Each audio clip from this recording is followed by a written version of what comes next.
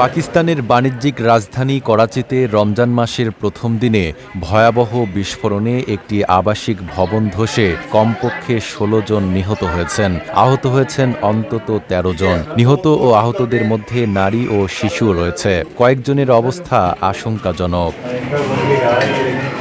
বৃহস্পতিবার ভোর ৪টার দিকে করাচির সোলজার বাজার এলাকায় ৩তলা ভবনটিতে এ বিস্ফোরণ ঘটে। প্রত্যক্ষদর্শীদের বরাত দিয়ে সিন্ধু প্রাদেশিক দুর্যোগ ব্যবস্থাপনা দপ্তরের করাচি শাখার প্রধান জানান, সেহরির প্রস্তুতির সময় বিস্ফোরণটি ঘটে এবং প্রচণ্ড শব্দে পুরো ভবনটি ধসে পড়ে। প্রাথমিকভাবে গ্যাস সিলিন্ডার বিস্ফোরণকে দুর্ঘটনার কারণ হিসেবে ধারণা করা হচ্ছে, তবে তদন্ত শেষে প্রকৃত কারণ জানা যাবে। নায়াসিনামাইড ও স্যালিসাইলিক সমৃদ্ধ লিলি ফেস ওয়াশ যা ফেসের ডেড স্কিন সেল দূর করে দেয় দ্বিগুণ ফাস্টার ব্রাইটেনিং। এদিকে এ ঘটনায় গভীর শোক প্রকাশ করেছেন সিন্ধু প্রদেশের মুখ্যমন্ত্রী মুরাদ আলী শাহ। তিনি আহতদের দ্রুত ও যথাযথ চিকিৎসা নিশ্চিত করতে হাসপাতাল কর্তৃপক্ষকে নির্দেশ দিয়েছেন।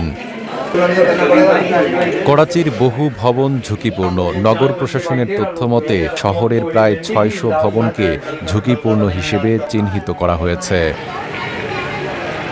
নাইম আরাবী, ঢাকা পোস্ট।